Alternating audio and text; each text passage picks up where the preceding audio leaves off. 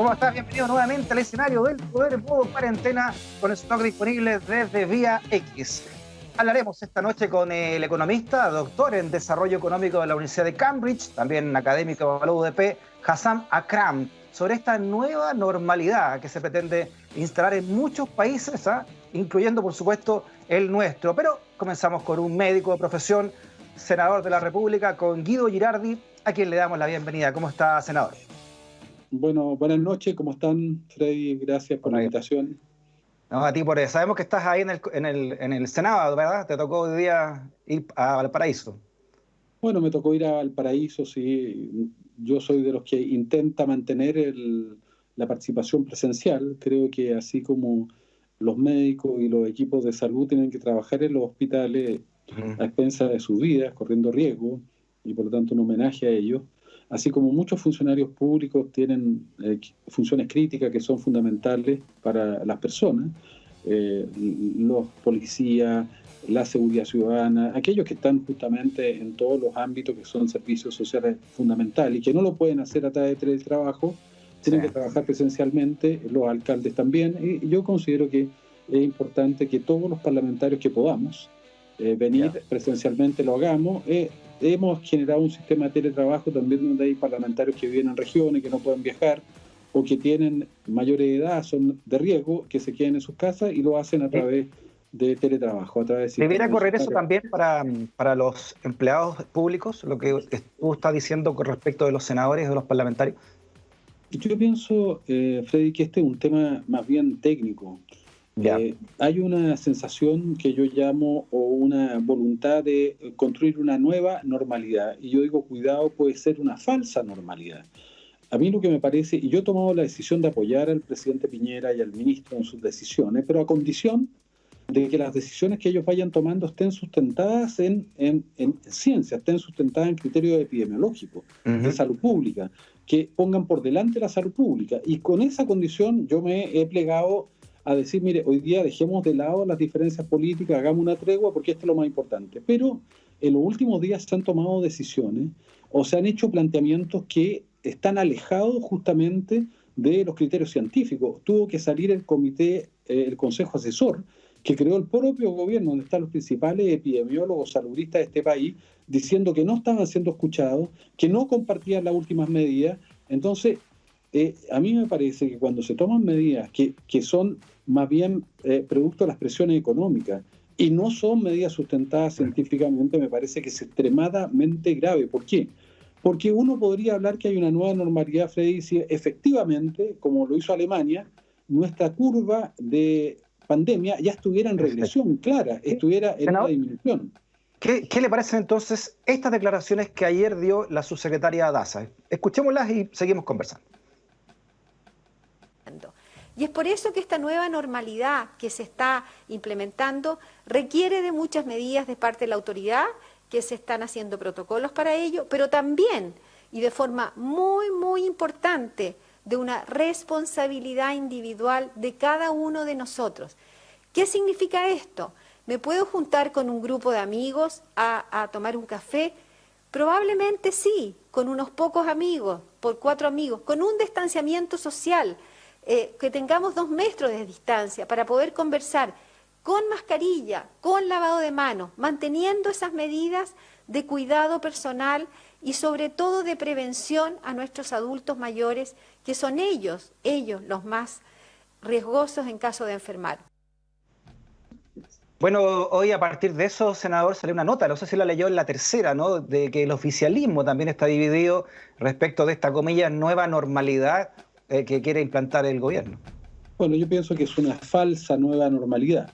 Yo pienso que Paula Daza, yo tengo mucho respeto por ella, creo que se equivocó. Ella debiera haber hablado de una nueva anormalidad, de una nueva vida, porque el coronavirus nos va a cambiar la vida de aquí en adelante, porque van a venir otras pandemias.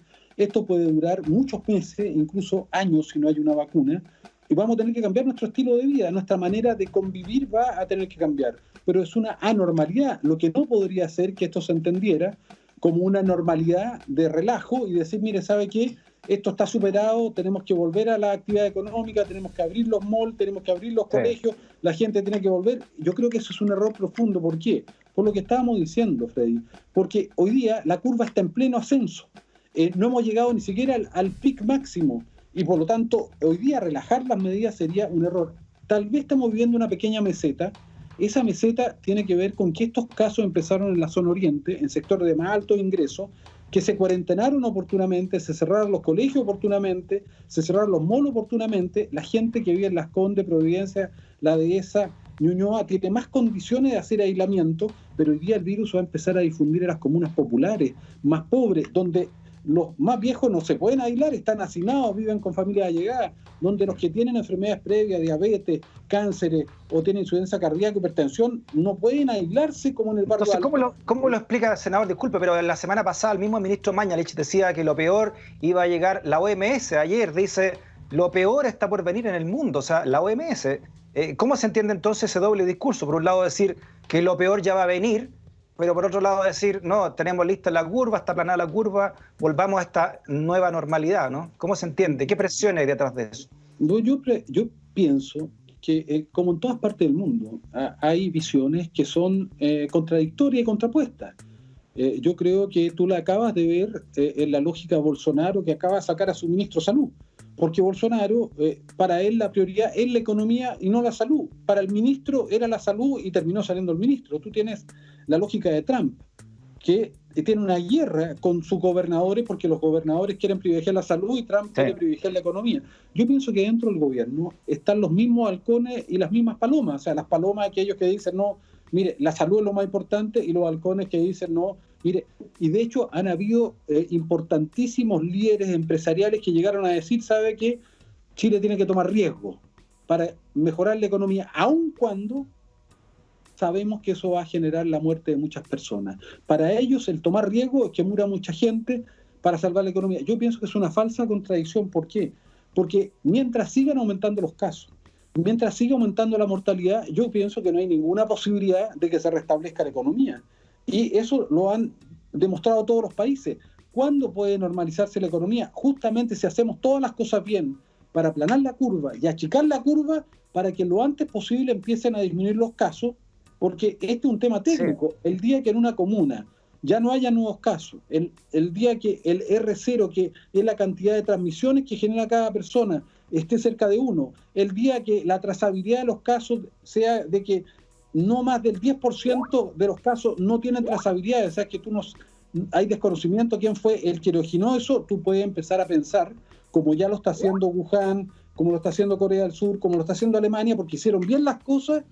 Ya la curva está bajando, están disminuyendo los muertos, están disminuyendo los casos nuevos, casi no tienen casos nuevos, ahí recién uno podría decir, con mucha cautela, abramos los malls, abramos los colegios, y por lo tanto esto tiene que ser medidas que se tomen por territorio, porque puedes tú también tener una comuna que no tiene ningún caso nuevo. A lo mejor en esa comuna tú puedes ser más flexible que en Puente Alto, San Bernardo, donde están teniendo una explosión de casos, y van a llegar los casos también a la Florida, van a llegar a Maipú. Bueno, esto empezó en los sectores más ricos del país, pero ahora van a difundir a los sectores de menor recursos, y por lo tanto ahí sí que vamos a tener riesgo. Senador, yo hablaba con el alcalde de Cerro Navia, el alcalde Tamayo, ¿no? Y decía, claro, la realidad en nuestra comuna Cerro Navia, la más pobre de Santiago metropolitano, digamos, ¿no? Decía, acá viven 9 personas por casa. Cuando llegue el invierno y se contagie uno, se contagian 10 al tiro, ¿no? De la familia. No es como lo que ocurre en los barrios más acomodados. Bueno, Frey, yo puedo hablar con propiedad de Cerro Navia porque yo nací ahí, mi abuelo fue médico ahí, mi padre fue médico ahí, yo fui médico. Es su distrito y su circunscripción ahora como senador. Y yo partí ahí en mi vida médica y en mi vida parlamentaria. Y claro, yo creo que el gobierno hace anuncios, pero las medidas que uno podría llamar la columna vertebral de la estrategia no se están haciendo bien. Por ejemplo, todos los elementos dicen que además de la cuarentena, hay un elemento adicional que es muy importante, que es la cuarentena sanitaria, que no es la cuarentena de obligar a las personas a quedarse en su casa, es la cuarentena sanitaria. ¿Qué quiere decir?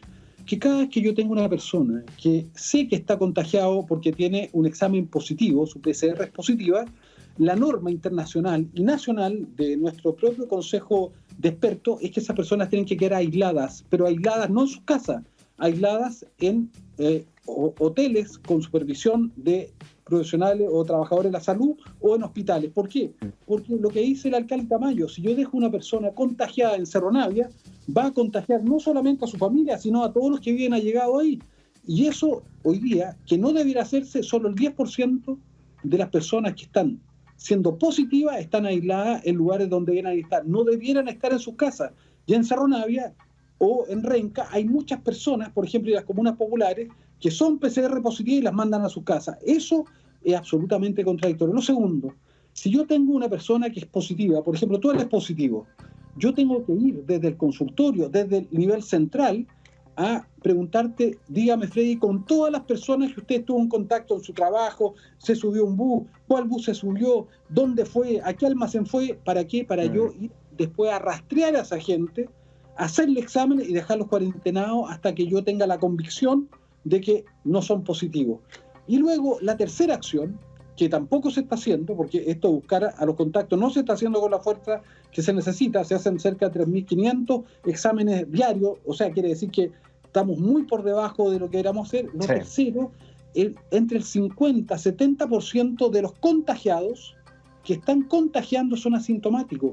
O sea, tú y yo podríamos ser asintomáticos, no tener ni siquiera ni fiebre ni resfrío, pero estar contagiando a otros. Por lo tanto, el testeo masivo para ir a buscar a estos que son asintomáticos, pero van a contagiar a los adultos mayores, van a contagiar a los que tienen riesgo de morir y de ir a una UCI. Entonces, eso no se está haciendo bien. Entonces yo digo, mire, cuidado, no podemos tomar medidas que son irresponsables, que son tremendamente riesgosas de dar la sensación de normalidad cuando tenemos que esta aparente tranquilidad ocurre porque primero la infección ocurrió en sectores de muy alto ingreso, en comunas que se pueden cuidar, en comunas que tomaron medidas, pero ahora cuando esto vaya a las comunas populares, cuidado porque pueden aumentar los casos. Quiero recordar el caso Bélgica.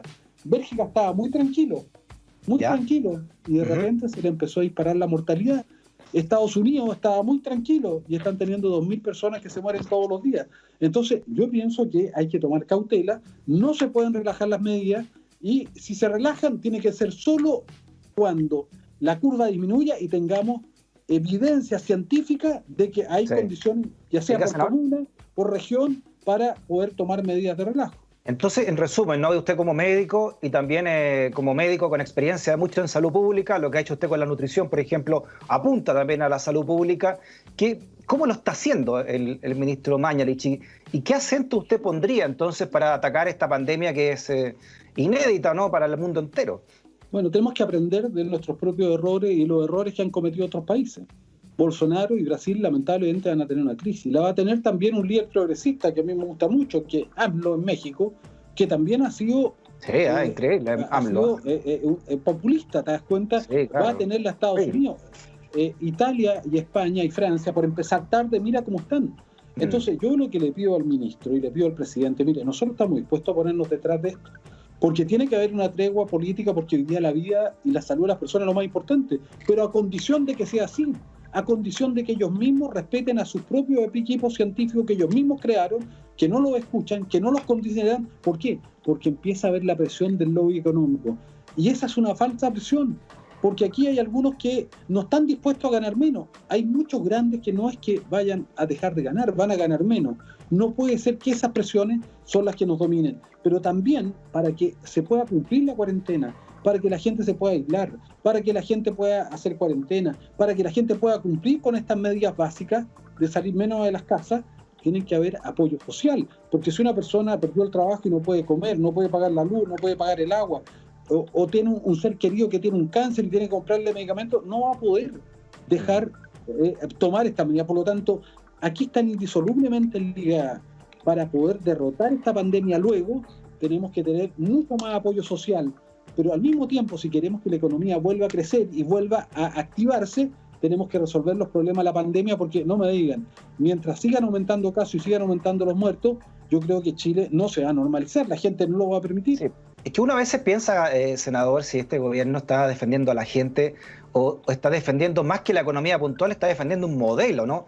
Está tratando de que a través de un modelo salir adelante frente a una pandemia donde incluso ha habido líderes de centro derecha como Macron, que lo primero que dice es esto demuestra que se necesita una salud pública fortalecida y para salir adelante, ¿no? Por ejemplo, cuando la CPC es la que compra los ventiladores y no es el Estado, ya sabemos que lo que ha ocurrido con todo ese asunto de los ventiladores, ¿no? Es como una defensa del modelo, además teniendo en cuenta que hay un plebiscito para ver si cambiamos o no la Constitución en octubre. Por lo menos hasta ahora así sería, ¿no? Bueno, lo que tú ves es una crisis mucho más global del modelo neoliberal, porque la paradoja y la contradicción y la incoherencia que estos mismos que denostaban al Estado, estos mismos grandes empresarios y medianos empresarios que decían que el Estado no valía nada, que era pura grasa, que no hay que tener Estado, son los que hoy día claman por ayuda del Estado, claman por ayuda del Estado. Las grandes empresas claman por ayuda del Estado y las medianas empresas claman por ayuda del Estado. Bueno, las pymes siempre han sido consistentes y coherentes que se requiere la ayuda del Estado. Entonces hay una contradicción. Ahora, lo segundo es que tú te das cuenta que una sociedad que no tiene un Estado potente es vulnerable. Tú no puedes dejar a los vaivenes del mercado la seguridad social, las pensiones. Piensa que hemos perdido 50.000 millones de dólares en pensiones. ¿Por qué? Porque las pensiones estaban dejadas en manos del mercado y cuando el mercado colapsa, colapsaron toda la seguridad social. Se ha perdido el equivalente a 20 puntos del PIB. Y la discusión que tenemos hoy día es que el Estado de Chile se quiere endeudar en 5 puntos del PIB, pero hemos perdido 20 puntos del PIB las personas en pensiones, 50.000 millones de dólares. Entonces, es una contradicción. Yo digo, el Estado se tiene que endeudar si es necesario 10 puntos del PIB en deuda fiscal o 15 para ayudar a la gente, no importa. Después veremos cómo resolvemos los temas, como lo dice Argentina. Argentina, dice el presidente argentino, yo prefiero que tengamos problemas económicos a futuro, pero salvar a la gente hoy día. Yo pienso que ese es el predicamento. Y en tercer lugar, hemos visto cómo un país que en cierta manera saboteó o redujo a su mínima expresión el sistema de salud pública, hoy día tiene un problema gravísimo. ¿Por qué? Porque cuando hablamos de la capacidad de enfrentar esta pandemia, sabemos que el 5% de las personas que se contagien, eso está ocurriendo en todas partes del mundo, va a tener que tener una cama de UCI. Y el 20% va a tener una cama básica. ¿Y qué es lo que pasa? Justamente tenemos que aplanar la curva porque tenemos un sistema débil. Tenemos 2 camas básicas en Chile de hospitales por 1.000 habitantes. ¿Sabes cuánto tiene Corea del Sur? Tiene 12 camas básicas, nosotros 2. ¿Cuántas tiene Alemania? 8 camas básicas, nosotros 2. Nosotros tenemos 3 camas. Usted puso de ejemplo. Bueno, nosotros tenemos 3 camas de UCI por 100.000 habitantes. ¿Sabes cuánto tiene cualquier país europeo? 20 camas por 100.000 habitantes. Y mira el problema que ellos están, se le está muriendo la gente porque no tienen camas suficientes y nosotros ni siquiera tenemos casi una pequeña fracción, un quinto de las que tienen ellos. Entonces, nosotros no tenemos intensivistas, podemos traer ventiladores, está bien, traigámoslo, pero no tenemos el recurso humano para operarlo. No se trata de poner máquinas. ¿Y dónde vamos a sacar los audiólogos, los intensivistas, las enfermeras, los auxiliares? Entonces, tenemos que aprender que Chile necesita una salud mucho más potente. Hay que invertir en salud. Disculpe, senador, que lo interrumpa, pero usted, según lo que usted está contando, ¿no? Con cifras y con experiencia en la mano, ¿no? Estamos yendo al matadero, ¿no? Si seguimos con esta política de la nueva normalidad. Bueno, yo lo que creo es que el gobierno tiene que rectificar. Creo que esta es una nueva anormalidad. Es cierto, vamos a tener que convivir a futuro siempre usando mascarilla, a lo mejor por mucho tiempo, lavándonos las manos, teniendo distanciamiento social, teniendo que hacer cuarentenas progresivas, teniendo que abrir o cerrar colegios en distintas comunas. A veces los malls van a tener que cerrar si se disparan los casos. ¿Hasta cuándo? Hasta que o tengamos la convicción de que este virus genere inmunidad. Pero cuidado, este virus puede que no genere inmunidad, como la influenza. ¿Tú te das en cuenta Corea del Sur se está contagiando gente que ya ha sido contagiada. Pero les pongo el ejemplo a la influenza. Tenemos que vacunarnos todos los años de influenza. ¿Por qué? Porque si yo tengo influenza este año, no quiere decir que me genere inmunidad para el próximo año. Entonces, mientras no haya una vacuna para el coronavirus, vamos a tener que lidiar a través de medidas de salud pública. ¿Y qué es lo que pasa? Si la curva se aumenta y hay un pic de casos, podemos llegar a tener mucho más personas enfermas que van a requerir camas de UCI, que va a sobrepasar totalmente la capacidad de camas de UCI. ¿Sabes cuántos ventiladores tiene Chile disponible ahora? Debe tener unos 500 y tantos ventiladores. Imagínate, 500 y tantos, en este momento libres. Cada persona que requiere cama de UCI está en promedio 20 días. O sea, no es que 20 días usando. Entonces, imagínate que de repente haya 1.000 personas que requieran de cama de UCI. ¿Por qué? Porque se disparó el pic. Entonces no tenemos camas de UCI para esas 1.000 personas. Entonces se nos van a morir todos aquellos que no tengan cama de UCI. Entonces, oiga, por eso que el esfuerzo tiene que ser tan importante a tomar estas medidas. Ese es el gran terror de tus colegas. Yo he entrevistado a varios, de tener que llegar a hacer lo que ya se hizo en Europa, de elegir a quién conectar y no conectar a un respirador, ¿no? Bueno, tremendo. Yo creo que piensen que los italianos y los franceses, que tenían un tremendo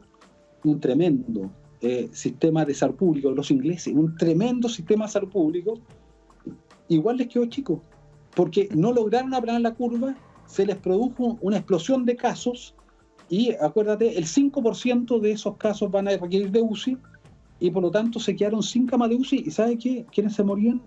Los que no tenían acceso a la cama de UCI, y llegó el momento en que tuvieron que decidir ellos entre quién vivía y moría, y tomaron una decisión muy dura de decir, mire, si usted tiene mayor de 80 años, si usted tiene un cáncer, usted sabe que como tenemos poca cama de UCI, a usted no le va a tocar y usted está condenado a morir. Tremendo. Y eso yo creo que para un profesional de la salud, por un médico, tomar esa decisión tiene que ser la decisión madura, porque uno tiene que ponerse en el lugar de que podría ser tu padre o tu madre, ¿te das cuenta?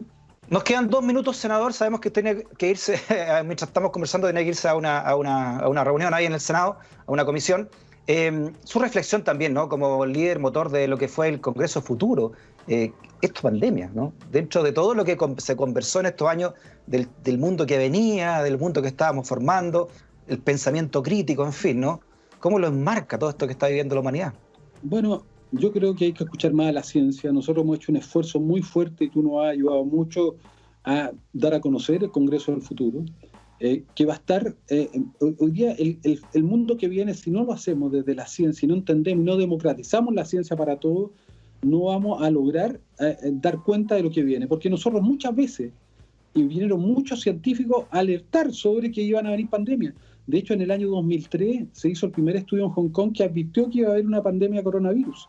La misma Janet Vega, que trabaja con nosotros, salió publicado en la revista Ya, una entrevista, en el año 2019, en septiembre del año 2019, en un estudio que hicieron científicos, dijeron, alertamos que va a venir una pandemia. Y como no se escucha la ciencia, yo creo que no se tomaron las precauciones.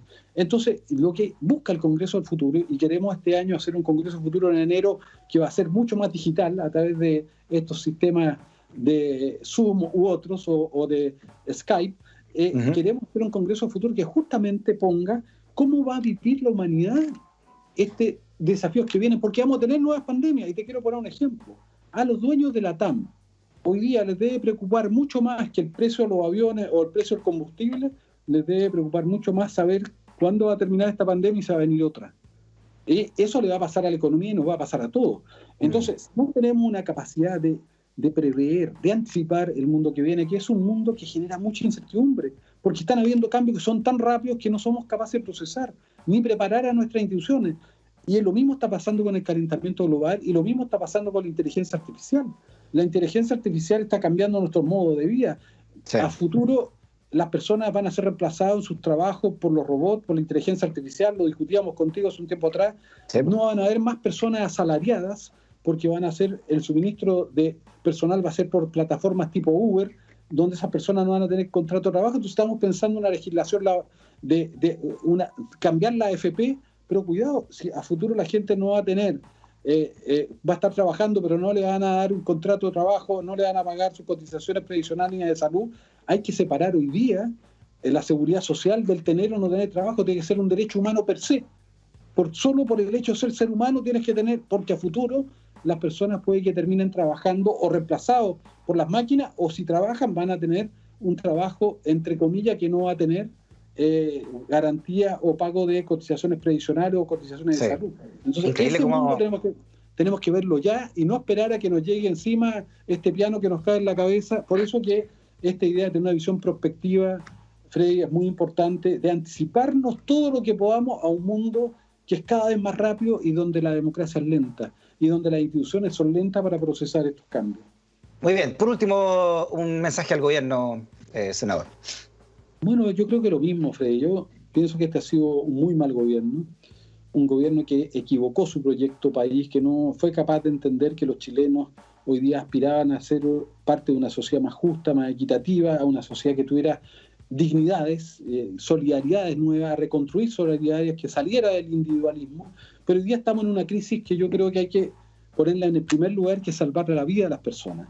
Y yo, por lo menos, como parlamentario, como persona, como médico, estoy dispuesto a apoyar a este gobierno para colaborar a ir a enfrentar esta pandemia, pero a condición de que este gobierno privilegie la salud y la vida y no los intereses económicos. Y ¿sabes qué? Yo tengo hoy día dudas.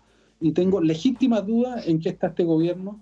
Creo que hay una disputa al interior del gobierno de algunos que quieren privilegiar la economía y dejar de lado la salud, y están dispuestos a que muera mucha gente incluso a condición de que ellos piensan que se va a recuperar la economía. Yo creo que eso no va a ser así, y por lo tanto yo le hago un llamado al gobierno a reponer la prioridad sanitaria, a escuchar a sus equipos técnicos, y yo creo que esa es la única condición, por lo menos, que yo pongo para respaldar y apoyar nuestra estrategia, porque me parece que o lo hacemos todo, porque por separado no lo vamos a lograr.